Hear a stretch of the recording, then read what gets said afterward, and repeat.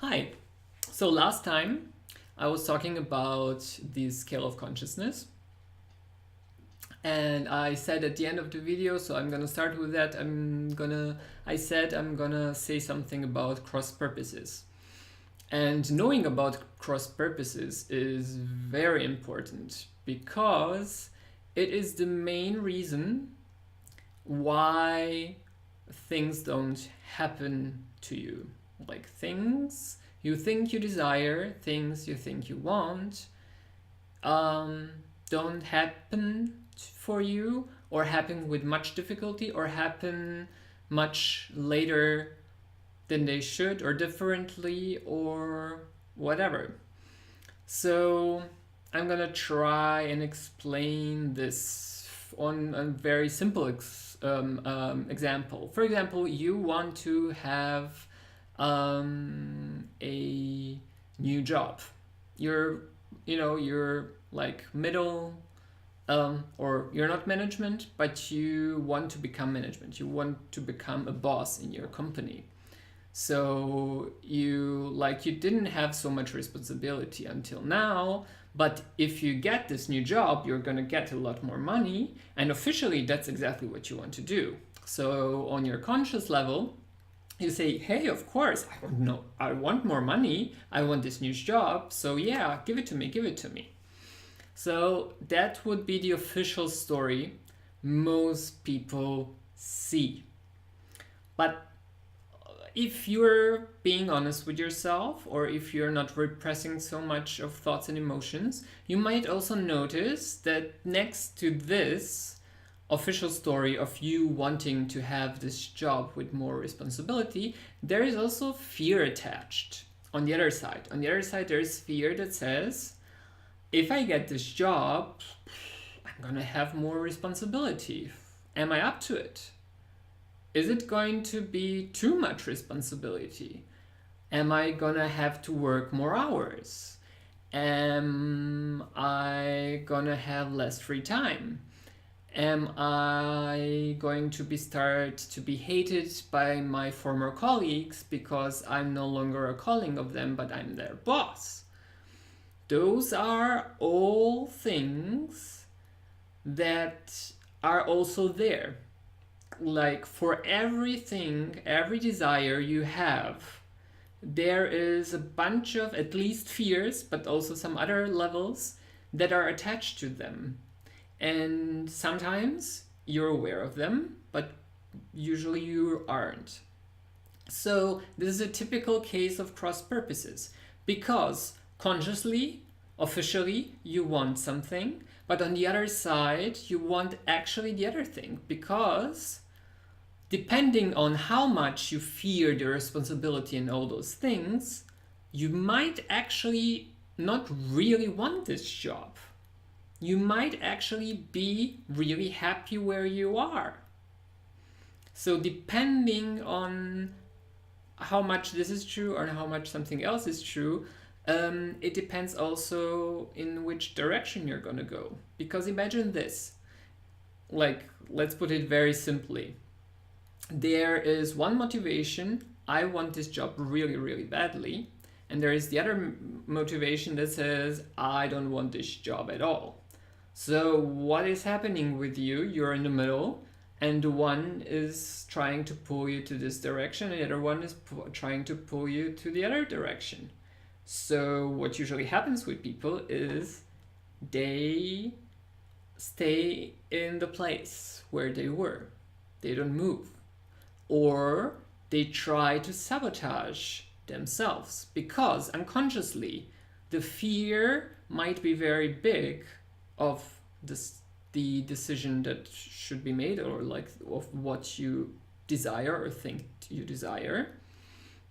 So what your unconscious mind would do, and that it would also actually do to protect you, is to try to sabotage your efforts to get this job, because it thinks, or it actually knows, your fear is stronger than your desire.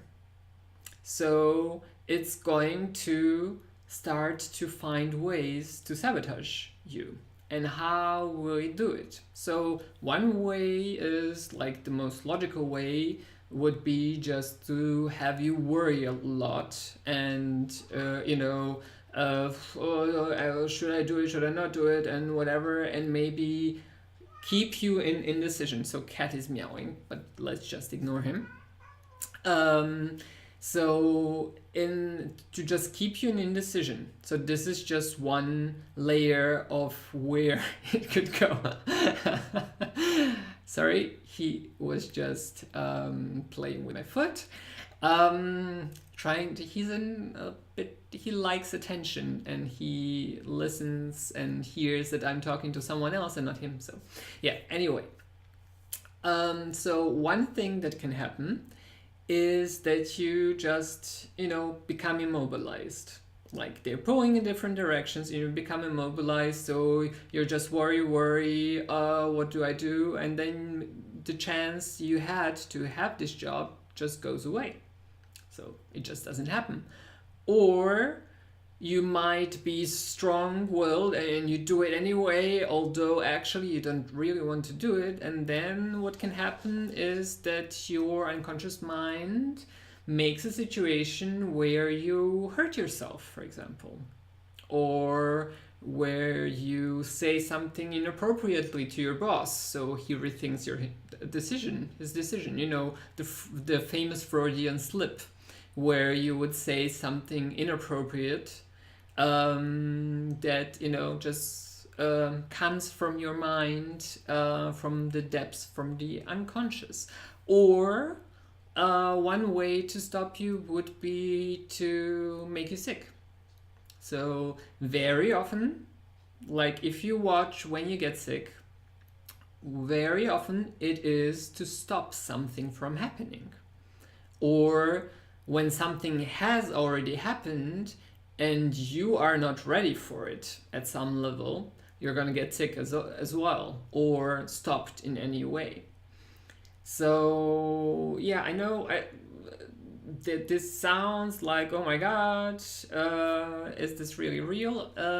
I can tell you from my experience with people, it's very often the case that we always think, yeah, we get sick because we were in a full metro or full bus and we got sneezed on, and yeah, so that's why we get sick. But actually, that happens all year long. So why would you just get sick at some points? Why do you get sick, for example, when you go on vacation? Like, this is usually a different kind of sickness. It's kind of when you pushed your body too hard during your work life. So when you get on vacation and you let go of this force you were using against your body and yourself, your body just breaks down. So that's usually why we get sick when we go on vacation. But this is some part where you get sick because your unconscious mind wants to protect you from making what seems to it as the wrong decision. So this is also like, these cross purposes are almost always there. Like, no matter what kind of a decision you are trying to make. Like, I was talking about desires and craving, that they are almost always linked with guilt and shame and fear. So this is like the circle they're moving again. So almost always when you desire something, at the same time you are afraid of it, at the same time depending if what you desire is somehow something that you find sinful in a way, that you will feel ashamed or guilty after you have it. So actually, it is almost impossible to desire something without having any fear attached. So why am I telling you this? Because when you know this, when you become aware of this, and when you get the courage to just look at this fear, look it in the eyes, just before you make a decision, like some people do that, they make like pros and cons and they look at it, and that's sometimes what helps the decision because they see the cons. And if they're very honest with themselves, and if they really see, oh my God, I actually don't want responsibility, that much responsibility in my life, they're gonna save themselves the trouble to try to take this job because they will know, I don't want this really. Even if it's more money, even if it's something else, maybe it's just not for me. But yeah, so you just have to have the courage to look at your fears, to look at all the emotions that are somewhere in your subconscious mind, and you can do it. It is possible to become this aware, either through journaling or doing like pro and contra lists, or analyzing, asking yourself questions, talking with people, being honest to yourself, like not suppressing the emotions that are there, because suppressing the emotions, pretending they're not there, makes things worse, because then the unconscious mind can even better, in a way, stab you in the back with sabotaging you in any way. Like the most usual way also of sabotage that I forgot is, for example, procrastinating. Like, you know you should do one thing, but instead you're doing something else. Instead you do anything else, just not the thing that you know you should be doing. So this is like a very typical kind of behavior. And so, you know, there are like tools and tips how to stop procrastinating, and a lot of those tools, in my opinion, are not that useful because they don't get you to the point to ask yourself, why am I procrastinating? What am I afraid of? What don't I really want to happen? Or what am I not still clear on if I want it to happen or not? Because, you know, I talked to a lot of people about their problems, about their lives, and very often they think they want something, but when you talk with them a bit longer, you see, well, yeah, one part of them wants it, but some other part doesn't. This is the cat again. If you hear it, just ignore it. I'm gonna ignore it as well. So yeah, that's about the cross purposes. Yeah, a good way, not only with cross purposes, but with all of the things I was talking about, is always, and I am repeating myself, is just to try to become more aware. That means just try to ask yourself, especially when you need to take a decision, do I see the full picture here? Am I looking at the full picture at this moment? Is there some awareness I am not yet willing to receive? Is that some part or some message that I'm trying to repress instead of looking at it so I can make a conscious decision if I want to believe this true or not? So the cat is here now. Anyway. Oh, that's the other cat. 2 cats. Wow. Great. Yeah.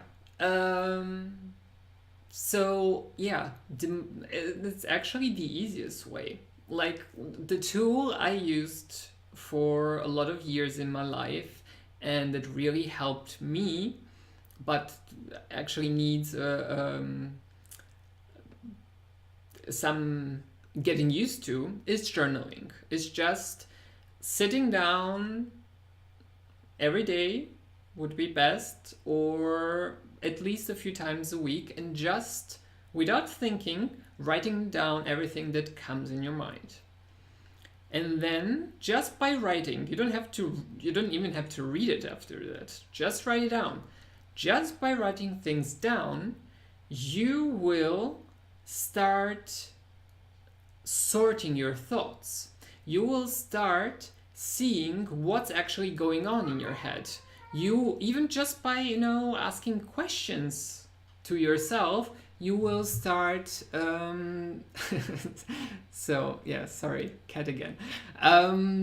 You will start getting more clarity and getting more aware of what's happening. So this is a very powerful tool, journaling. Or also a very powerful tool is just doing your pro and contra lists. Just, okay, what is going on? Be honest with yourself. What is the pro of this issue? What is the contra of this issue? How can I approach it best? And that way, the cross purposes cannot act. So also, the thing is, where the cross purposes come from. If you look at this here, they come from fear, usually. Sometimes they come from somewhere else, but they come from under 200. So that is why it's also very heavy energy. These hidden fears are something that costs you energy. It's something you have to use force to get yourself to go out. And when you have courage, it becomes easier because you look the fear in the eye and you can make it easier to deal with the situation. And the more you get up the level of consciousness towards like when you are at reason, for example, you can really rationally always look at the fears, and it can be clear to you that they are irrational fears and that you don't really have to listen to them. They're just opinions. So they're opinions of your conscious mind about some things. So you can choose to believe them or choose not to believe them. And the best thing is, if you are vibrating at vibrations or energies above 500, so love and above, you can not only send love to those fears and just the cat is singing. I don't know if you hear that, but it's amazing. Amazing. Okay, so yeah, you can, like, if you're love and above in those vibrations, you can not only have sympathy for those fears and those lower energies that came up in you and that are trying to sabotage you in a way, but also because you don't fight them in a way. You just look at them and let them go. It is much easier to manifest things. So to really get what you desire, because when you know you desire something and you know there's actually no shame or guilt attached to that, because you looked at it in a loving way, you looked at it without fear, things start happening for you. And sometimes it happens, you look at something you thought you wanted, and when you look at it with a lot of love, you see you didn't really want it. You wanted it maybe just because in your culture it's something that people usually want, because like everyone works 9 to 5 and has like careers, and you really have to push and work long and hard and whatever, and you get the imprint of thinking this is what I have to have in my life. But then if you really look at your soul, if you really look at what's within you, and be honest with yourself, the truth could be for you that this is not the kind of life for you. Like that you might have something else in mind. And yeah, so it gets easier the higher you get with your energy when you deal with those things. Because usually, if you are at the lower frequencies, it is very, very hard to even become aware of those cross purposes, or if you are aware of them, you really believe the fears, you really believe the potential shame, guilt, or whatever. It's really what's driving everything you do and everything you think, actually.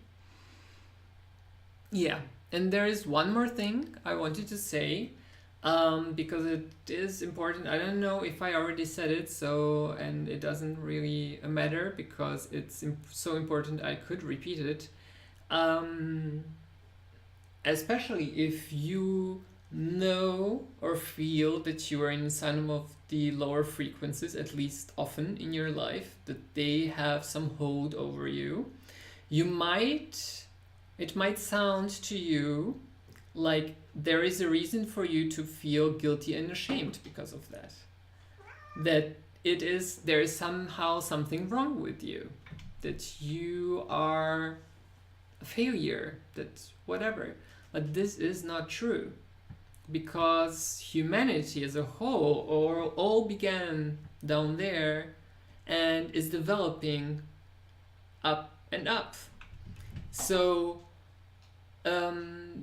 try to look at it not as some kind of fault, because every part of the scale of consciousness has its own reasons, and you are never always at one frequency. You change frequency, and you can all feel, no matter the frequency where you're not, you can all feel the love and above energies if you get used to that. So